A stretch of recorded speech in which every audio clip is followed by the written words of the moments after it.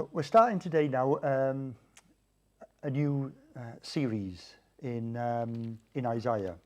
In our fellowship groups back before the summer, we were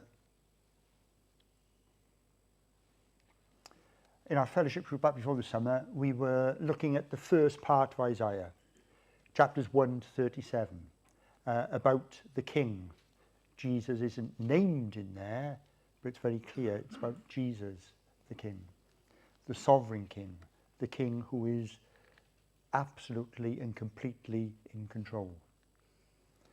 Tonight we're beginning the second section of Isaiah, the servant King. Before we get there, I'm aware that some of you may have missed the first part, or some of you may have forgotten some of the first part. So I guess I need to get you caught up. So if you want to do this at a more leisurely pace at home, you need the sheet with the references on. But for the moment, the first part of our reading is Isaiah chapter 1 to 37 in 2 minutes. Okay? You can time me if you like. Okay, so for context, the nation of Israel began with a covenant. Exodus 19 verse 5. If you obey me fully and keep my commandments, then out of all nations you will be my treasured possession. Now, about 600 years after that, Isaiah came on the scene. And so let's see a few verses from Isaiah. Isaiah chapter 1 verse 4. Woe to the sinful nation, a people whose guilt is great. A brood of evildoers, children given to corruption. They have forsaken the Lord, they have spurned the Holy One of Israel, and have turned their backs on him. So that covenant, that deal, was broken, made back in Exodus. So the verdict is announced. Skipping to Isaiah chapter 5 and verse 5. Now I will tell you what I am going to do to my vineyard. I will take away its hedge, and it will be destroyed. I will break down its wall, and it will be trampled. And then just to clarify in verse 7, the vineyard of the Lord Almighty is the nation of Israel. So we have a hopeless situation. Covenant broken, judgment has been proclaimed. But Isaiah learns there is hope. In Isaiah chapter 6 and verse 5, this is where Isaiah first sees the glory of the Lord. Several things happen, but one is this. Isaiah speaking, "Woe to me, I cried, I am ruined, for I am a man of unclean lips, and I live among a people of unclean lips. And my eyes have seen the King, the Lord Almighty." Then one of the seraphim flew to me, and with a live coal in his hand, which he had taken from the tongs, with tongs from the altar. With it he touched my mouth, and he said, "See, this has touched your lips. Your guilt is taken away, and your sin atoned for." So wonderful news. In spite of the dire situation, Isaiah's sins were atoned for. Now for the next chapters, we won't read them all. From chapter 7 through to 35, Isaiah is driving home 3 crucial points. Judgment on the nation is certain. There is no way out of that. But, secondly, there is a way of redemption. And thirdly, the Lord is absolutely sovereign over everyone, everything, everywhere, all the time. And that's what assures those first 2 things are true. Then part 1 concludes with a story from the life of Hezekiah in chapters 36 and 37. The first verse of that. In the 14th year of King Hezekiah's reign, that's actually a significant point if you want to remember that for later. In the 14th year of King Hezekiah's reign, Sennacherib, king of Assyria, attacked all the fortified cities of Judah and captured them. And we looked at that account, we looked at that story as one of the last parts. And in that story, God demonstrates his sovereignty. He demonstrates that there is judgment, he demonstrates there is redemption, and he demonstrates he's in full control. Now, tonight we're going to be looking at the beginning of Isaiah chapter 38, which is also a story from the life of Hezekiah. So now we'll read, you might like to turn to this, Isaiah chapter 38, verses 1 to 8. Begins with Hezekiah getting some bad news. In those days, Hezekiah became ill and was at the point of death. The prophet Isaiah, son of Amos, went to him and said, "This is what the Lord says, put your house in order, because you are going to die. You will not recover." Then Hezekiah reacts. Hezekiah turned his face to the wall and prayed to the Lord. "Remember, Lord, how I have walked before you faithfully and with wholehearted devotion, and have done what is good in your eyes." And Hezekiah wept bitterly. And then the Lord responds. Then the word of the Lord came to Isaiah. "Go and tell Hezekiah, this is what the Lord, the God of your father David says. I have heard your prayer and seen your tears. I will add 15 years to your life." If we can just pause there. So this was 15 years before Hezekiah died. He reigned for 29 years. We know that from 2 Kings 18 verses 1 and 2.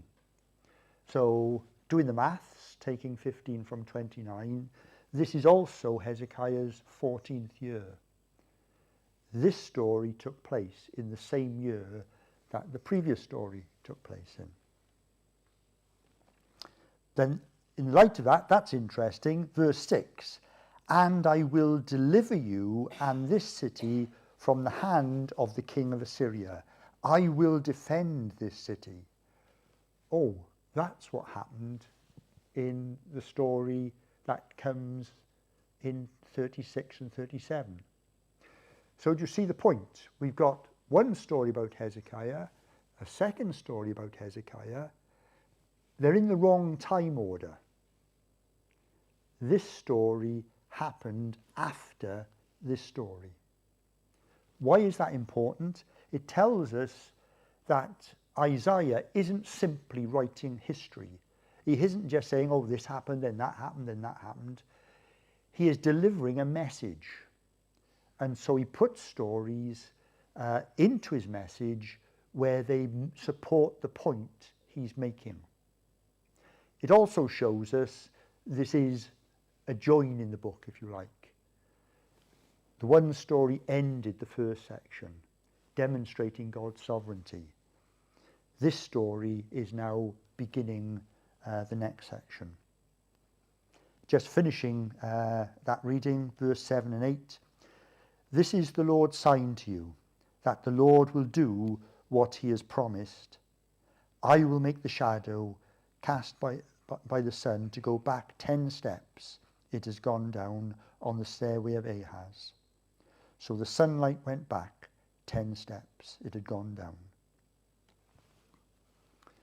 So we look at that passage from Isaiah 38 in a moment. Before that, we'll sing one more hymn.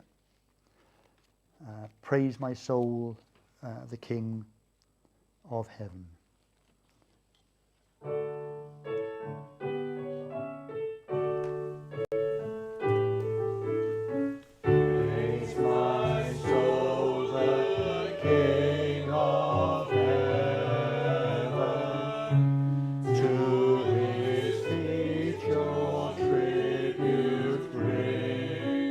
Ransom till restored, forgiven,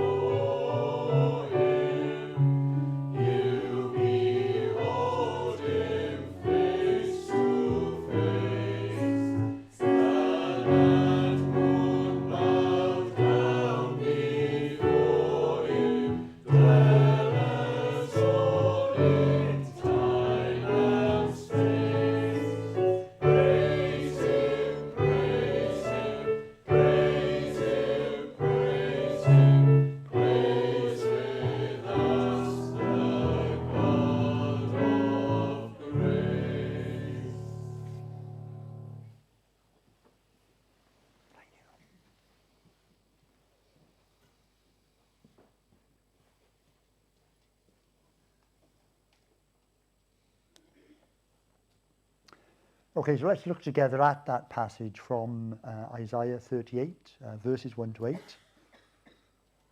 And it begins with Hezekiah getting some bad news. In those days, Hezekiah became ill and was at the point of death. The prophet Isaiah, son of Amos, went to him and said, "This is what the Lord says, put your house in order, because you are going to die. You will not recover." Now, this was a test. Not that the Lord wondered how Hezekiah would respond. He knew exactly how Hezekiah would respond. But Hezekiah needed to see that, and the people of Judah needed to see that. So, let's see, first of all, how Hezekiah reacts to that, and then we'll see what the Lord's response was. Well, there are three things obvious about Hezekiah's reaction. He turned his face to the wall, he prayed to the Lord, and he wept bitterly. Those are the three things he did. And at this point, I just want to remind us of something here. King Hezekiah was a good guy. Yeah, he's described in 2 Chronicles 29:2 as this: "He did what was right in the eyes of the Lord, just as his father David had done." He did that what was right in the eyes of the Lord. I'd be very happy if people could say that about me. Hopefully, like him, we are trying to walk in the ways of the Lord. So what can we learn from the way Hezekiah reacted here? Well, he turned to the Lord and prayed. I think we can safely say that's a good example. If we need backup, one verse I love as a memory verse, 1 Thessalonians 5:17, pray continually. That's the whole verse. So if you need to remember a verse from the Bible, that's a good one to pick. But it's also valuable advice. And to pray first. Sometimes we can pray as a last resort when everything else fails. Our first reaction should be pray to the Lord. Okay, the Lord saw his tears.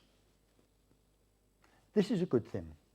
Again, if we need backup from the New Testament, Peter tells us, 1 Peter 5:7, "Cast all your anxiety on him because he cares for you."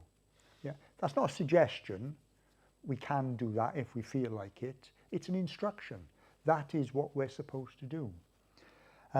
So let the Lord see your tears, whether they're literal tears or whether they're metaphorical tears in your heart for your distress. Take it to the Lord. Don't tough it out because, well, I'm a Christian, I can handle this. Take your tears to the Lord. Oh, you may have noticed I skipped the first one. He turned to face the wall. What is that all about? I mean, it could be he's looking in, he's focusing on himself and the problem. It could be he's turning away from the world to focus on the Lord. Hard to say. We're not told what Hezekiah was thinking. So perhaps if we read on, and might be able to figure it out in a moment. So he turned his face to the wall, he prayed, and he wept bitterly. So let's look at Hezekiah's prayer. It's quite a short prayer in verse 3. "Remember, Lord, how I have walked before you faithfully and with wholehearted devotion, and have done what is good in your eyes." Sometimes a bit of a problem when reading the Bible. The Bible is true, it's faithful, it teaches how to live. It also records faithfully what happened. So sometimes the Bible says, this happened. Oh, yeah, was it good or was it bad? Well, Hezekiah prayed here. Was it a good prayer or a bad prayer? Well, we don't have to guess because Jesus very helpfully gave us a pattern of how to pray. He told us exactly how we should pray. It's in Matthew chapter 6, and it begins in verse 9. "This then is how you should pray." So these are Jesus' instructions about how to pray. And there's various ways to break this up, but this is my shot. You begin by remembering who you're praying to. Who is God? Our Father in heaven, hallowed be your name.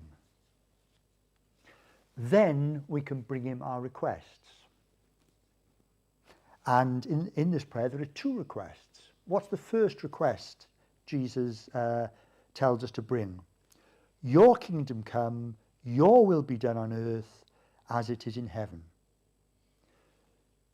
So the first thing we ask the Lord for is his kingdom. We want your kingdom to be successful. Then we can get round to our needs. Give us this day our daily bread. Interestingly, probably the shortest bit of the prayer. But it's there. We are told to do that. It's not wrong to pray about our needs. Then you need to remember who you are coming to the Lord in prayer. And forgive us our debts as we also forgive our debtors. And lead us not into temptation, but deliver us from the evil one. We are sinners, redeemed sinners, but we are sinners. We deserve nothing good from the hand of the Lord, and yet he does give us good. Okay, so bearing in mind that pattern from Jesus, let's see how Hezekiah did. How did he start? Well, he does refer to God as Lord. So not exactly effusive praise, but okay, he does acknowledge Lord.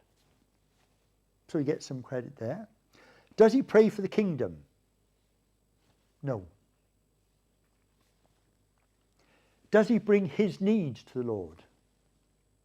No. He seems to have assumed that it was obvious his life should be spared and extended, but he doesn't actually ask the Lord for that. He doesn't bring his needs to the Lord. What else? Acknowledgement of sin and repentance. No, don't see that anywhere there. Did you notice what's absent from the Lord's Prayer? Me telling God how good I've been and how I've always done the right thing and I've been faithful. Not there, is it? Oh, that's the one thing that's there in Hezekiah's prayer. So is this a good prayer? Well, it seems to me Jesus is saying, nah, it's not really a very good prayer. Now, I'd like to emphasize a point here. I'm not criticizing Hezekiah here. I can identify with him. A terrible, self-focused prayer, maybe not literal tears, but certainly inward tears. So I can absolutely identify with Hezekiah here. I'm not pointing the finger at him. And we've already seen the Lord's assessment of him in 2 Chronicles is he walked faithfully in the ways of the Lord. So we need to pay attention to what's going on here, because if Hezekiah can get it wrong, we can get it wrong. So what are some lessons to learn from his prayer? Well, I think from what we've seen of the prayer, we now know what the turning to the wall was all about. He's turning inward. He's focusing on his problem. He's not looking at the big picture. He's not thinking about God's glory and God's kingdom. So number one lesson for us, don't do that. When we get bad news, the first thought should be God's kingdom and God's glory. So don't make your problem the main focus of your prayer. Don't tell God how good you've been. It just makes him laugh. Well, if it doesn't upset him, because however good we have been, we haven't been good enough.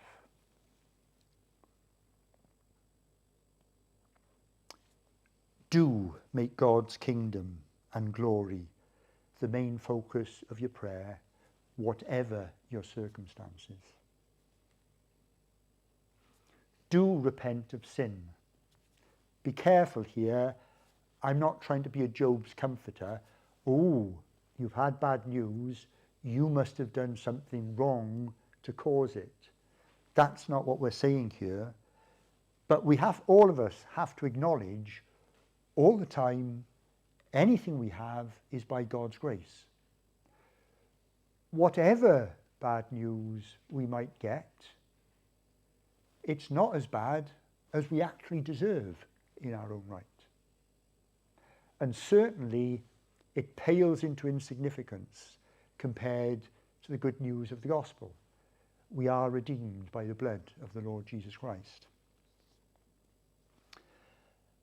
If you want an example of what seems to me to be a good prayer, it's probably my favourite prayer in the Bible. Is that allowed? Are we allowed to have favourite bits in the Bible? I mean, it's all God's word, isn't it? But there we go. You know what I mean.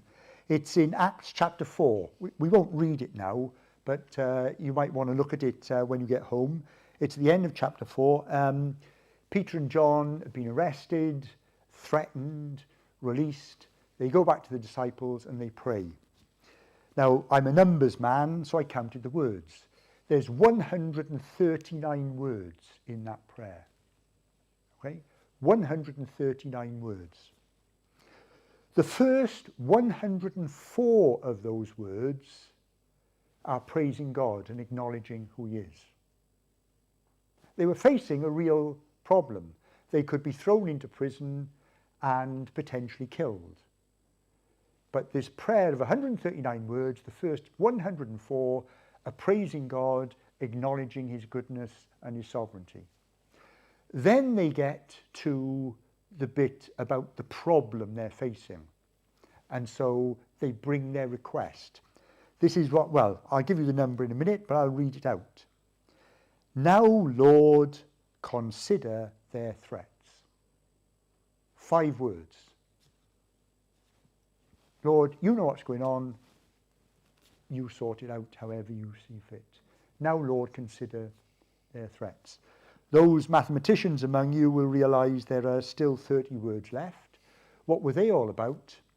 Seeking God's boldness and the power of the Spirit so that they can go on proclaiming the gospel, seeking to build up God's kingdom.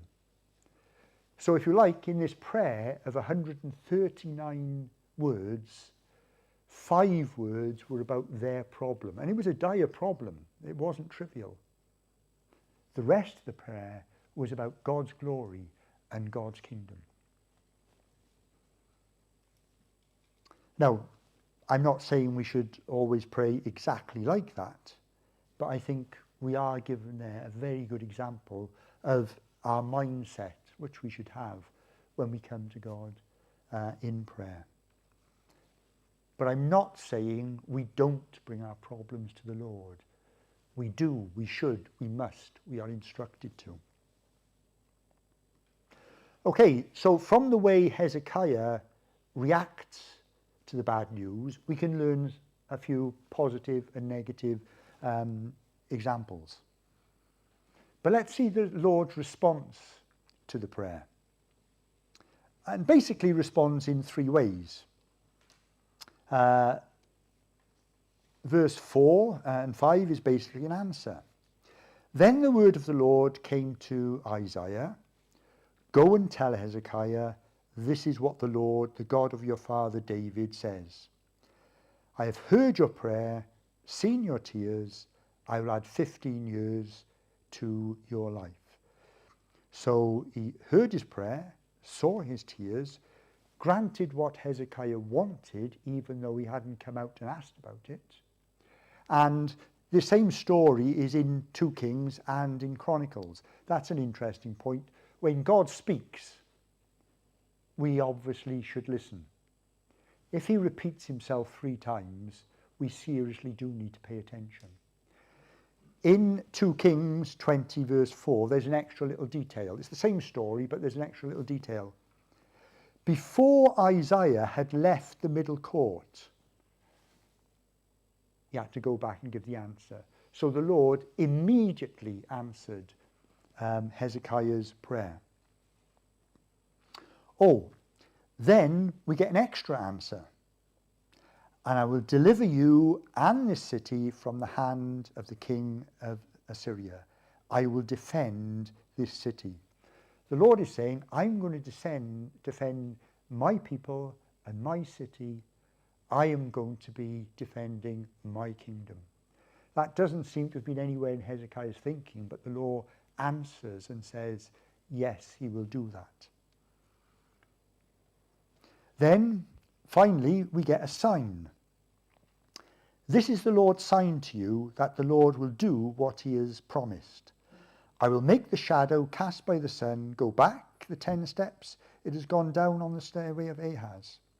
So the sunlight went back the 10 steps it had gone down. So the Lord gives a miraculous sign to confirm what he's been saying. And there's actually, if we look at the other accounts, there's more detail. First of all, Hezekiah had asked for a sign. The Lord gave him a choice of two. I'll make the shadow go forward or I'll make the shadow go backwards. Do you know what Hezekiah's response was to that? Oh, to make the shadow go forward, that's easy. I don't know, can anybody do that? I certainly can't. So a sign for Hezekiah wasn't enough. It had to be a hard sign. But the Lord granted it. So that's how the Lord responds to Hezekiah's prayer, which we noticed isn't perhaps the best prayer in the world. So what's going on here? What is the point? An immediate answer, getting exactly what I want, a promise that the Lord will protect his people, and a miraculous sign. Now, I don't know, that's not kind of typical of my prayer life. I don't know about yours. This is very unusual.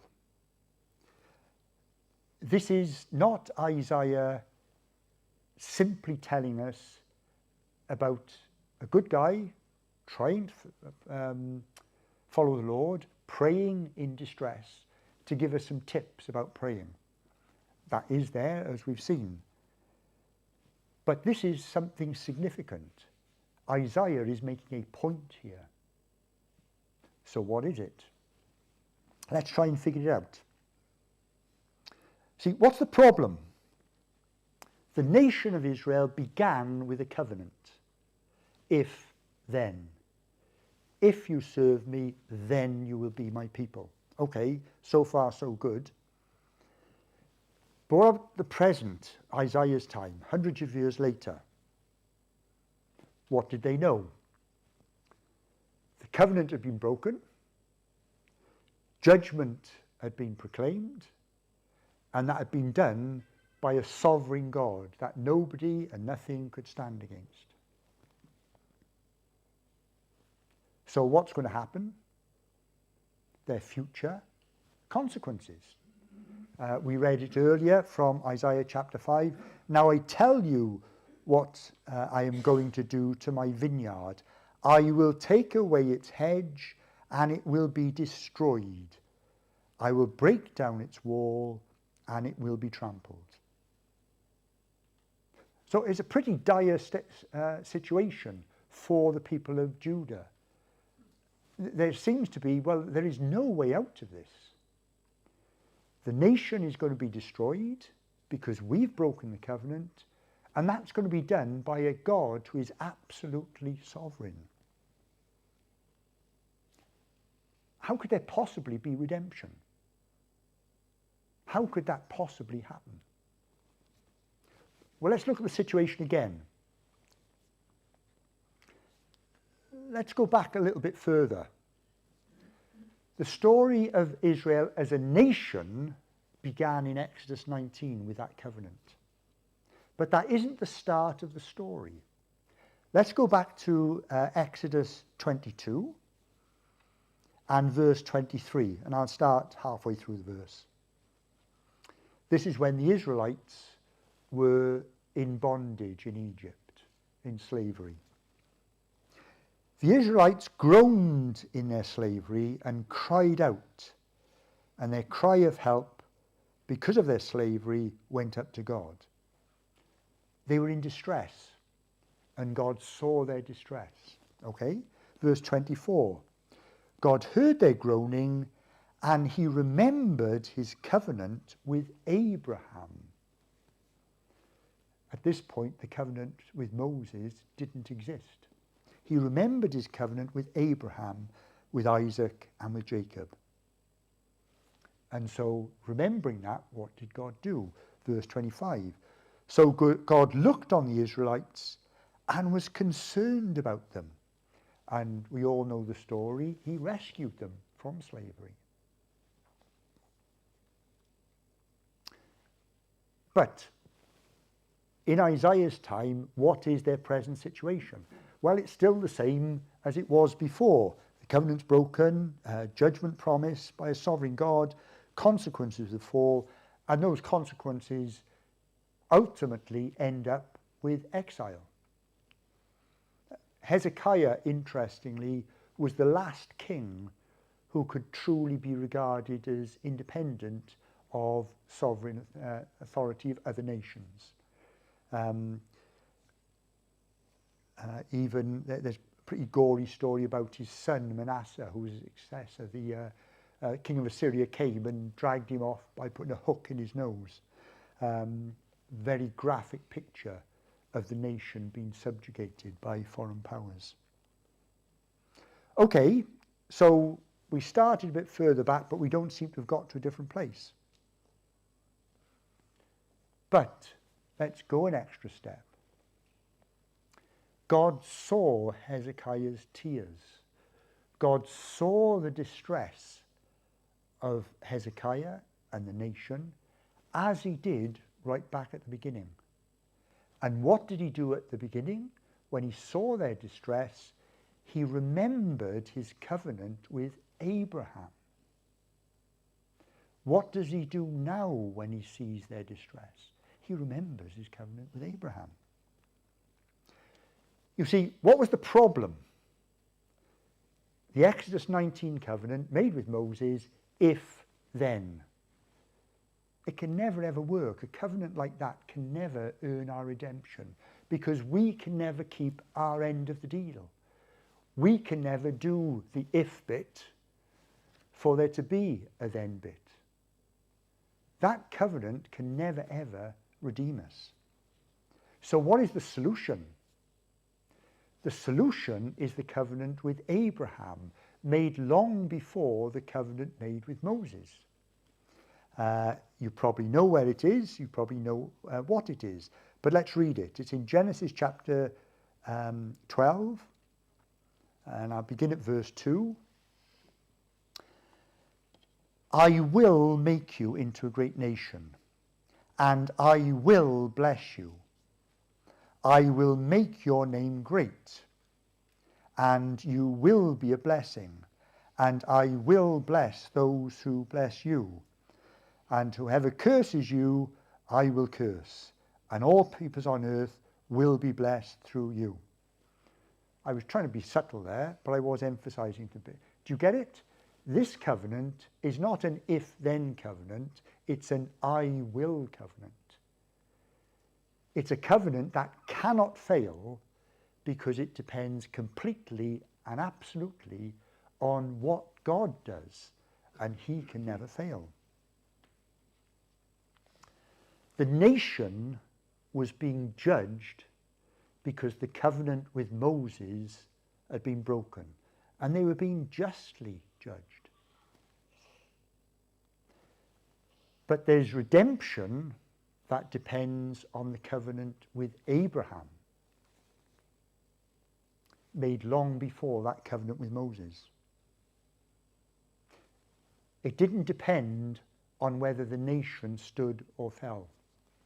It depended on God saying, I will.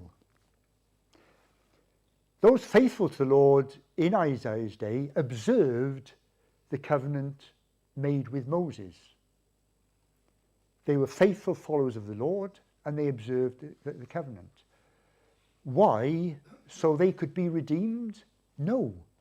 they knew full well it could not do that. They knew full well it was showing them their complete inability to keep a covenant like that.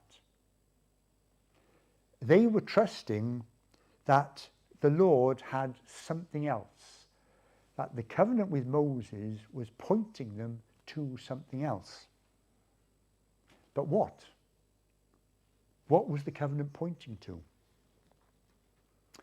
Well, they knew, from what Isaiah had said earlier, we read it in chapter 6, verse 7, that this redemption involved the transformation of the individual. What happened to Isaiah?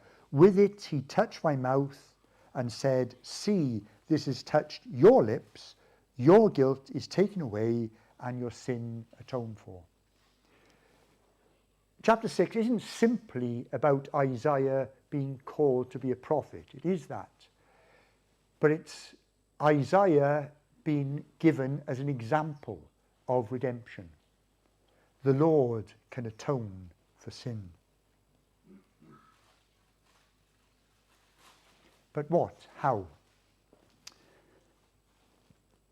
The people of Isaiah's time also had an extra bit of information now after chapter 38. Their king, Hezekiah, one of the best kings they'd had been tested and he'd failed abysmally. Now, in case you think I'm being a bit harsh to Hezekiah, because I've got a lot of sympathy with him, but this is what the Lord has recorded in his word. Same story, 2 Chronicles 32, verse 24. In those days, Hezekiah became ill and was at the point of death. Yeah, we've seen that. He prayed to the Lord. Yeah, we've seen that. Who answered him and gave him a miraculous sign. Yeah, we've seen that. But then verse 25. But Hezekiah's heart was proud, and he did not respond to the kindness shown to him. Therefore the Lord's wrath was on him and on Judah and Jerusalem. If you like, Hezekiah was their king, their representative, their champion. And he had failed abysmally. What was the message to him and to them as a nation? We need another king. We need a better king who is able to deliver us. So that's why the faithful to the Lord in Isaiah's day were eagerly waiting for Isaiah chapter 40 to 55. They wanted to know the answer. How is the Lord going to bring about this marvelous plan of bringing redemption and transforming individuals to be his people? Okay, I guess that's an interesting bit of history, but what about us? Well, you should all be leaping up and down now because you are all experts in this, because Aline spent 6 weeks teaching us this from the book of, well, I suppose it wasn't him, it was Paul, but Aline was showing us in the book of Galatians. Let me just read perhaps the key verse there. Galatians chapter 3, verse 28.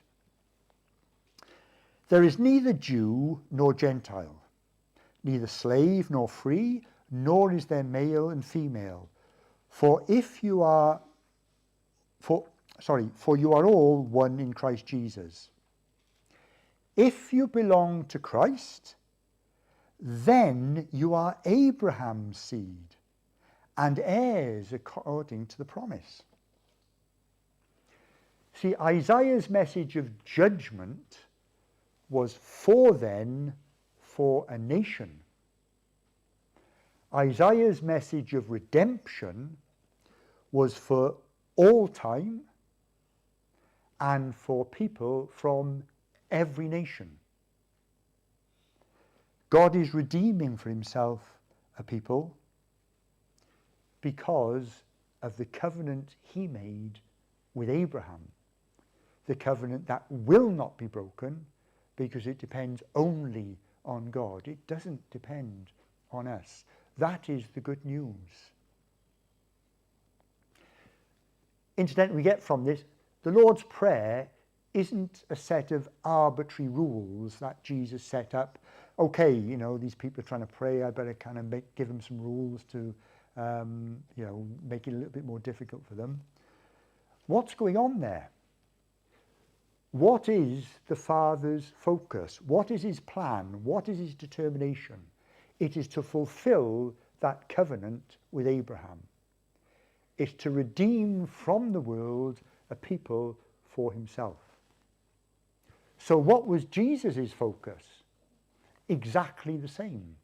That's why he came, to achieve that, to suffer, to die, to rise again, that we can be redeemed.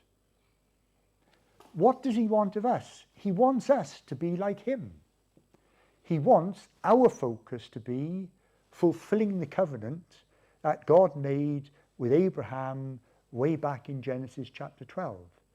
He wants the focus of our prayers, the focus of our lives, to be redeeming a people for the Lord. Now, if that is the focus of my life, if that is the focus of my prayers, and just for the record, I'm not claiming to be there yet, I seek to be there, and I hope by God's grace to move along that road. In a very real sense, there isn't any bad news. If my main concern is the success of God's kingdom, I know that concern will be met, will be dealt with. I think Psalm 112, verses 6 and 7 are very interesting. Surely the righteous will never be shaken. They will be remembered forever. They have no fear of bad news. Their hearts are steadfast, trusting in the Lord. See, I may get news that's scary. I might get news I don't like or don't want. Many of you know, last year or so, I've had that. But if my focus is Jesus and God's glory, there is no bad news. He will always prevail. He will always keep me safely to my eternal home. If you want a Bible reference for that, read Revelation, the whole book. Right? Not now, but sometime. Two things to finish. First of all, kind of a conclusion. Of course, you may have noticed everything we've had to say here hinges on one crucial point. Are you a spiritual descendant of Abraham? Are you looking to the Lord Jesus Christ? Are you therefore part of that covenant made with Abraham? Because if we're not in the Lord Jesus Christ, that covenant is of no benefit to us.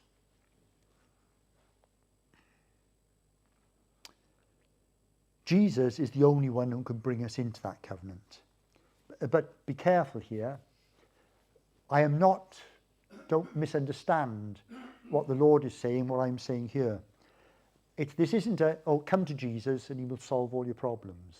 It isn't a message like that. There is no promise in the Bible that if we turn to Jesus, we'll have a trouble-free life. If that were the case, Jesus himself got things badly wrong. He had anything but a trouble-free life.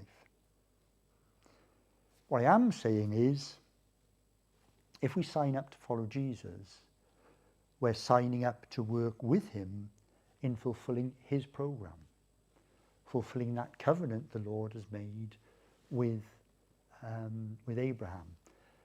And that's wonderful, because he needs no help from us.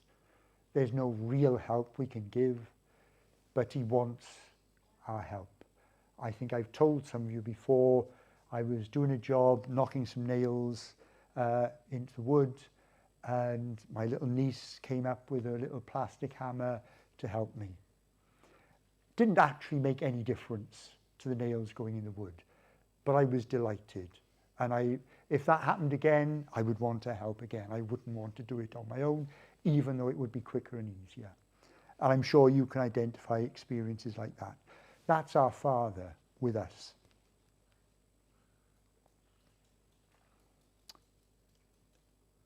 It is truly a comfort. It is worth it, because Jesus has promised to be with us in all our troubles, and he has promised us a happy, trouble-free eternity. Not a happy, trouble-free present here now, but he has promised us a happy, trouble-free eternity. So the key question here is, has tonight's message got anything to do with you? Are you trusting in the Lord Jesus Christ? Very quickly, one thing to finish. So in the next few weeks, we'll be looking at Isaiah 40 to 55 in our fellowship groups and on Sunday evenings, to see how Isaiah's message unfolds. How is this redemption going to be brought about? Hezekiah, the good king, had failed. So who is the king that is going to bring that about? Well, we can cheat. We can look at the answers in the back of the book. We can look at the New Testament. I've put the references on the sheet that I've picked out, and I'm sure you could find more. But let me just read these out. When Jesus came into the world, Matthew 2 verse 1, Magi came from the east, came to Jerusalem and asked, "Where is the one who has been born King of the Jews?"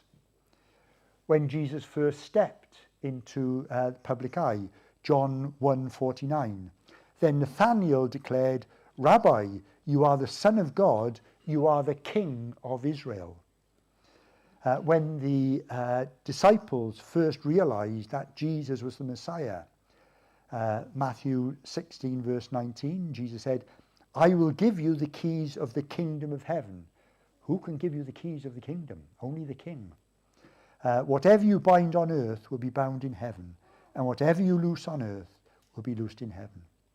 When Jesus rode into Jerusalem a week before his death, John 12:13, they took palm branches and went out to meet him, shouting, "Hosanna, blessed is he who comes in the name of the Lord. Blessed is the King of Israel." When Jesus was on trial, John 19:14, it was the day of preparation, the Passover, it was about noon. "Here is your king," Pilate said to the Jews.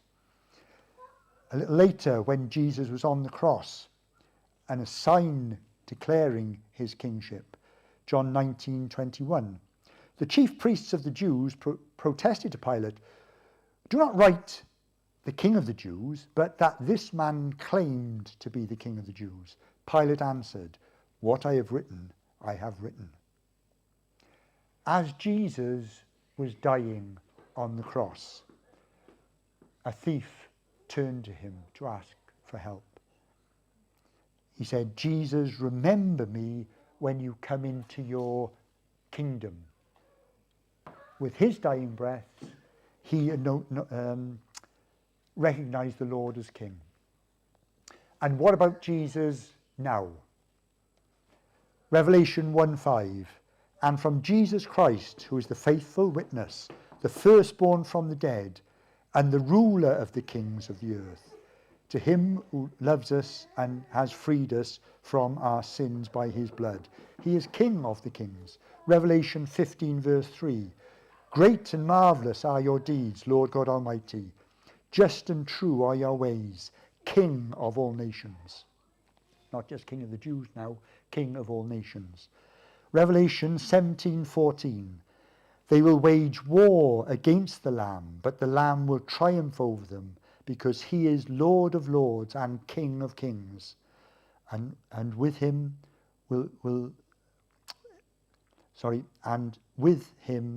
will be his called, chosen, and faithful followers." That's us, guys. That's wonderful, isn't it? One last one. Revelation 19:16. "On his robe and on his thigh he has the name written, King of Kings and Lord of Lords. That is our King. Gentle Jesus, meek and mild, yet that's a useful picture, but that is our King, the King we're serving, the King we're following. Amen. Thank you for listening.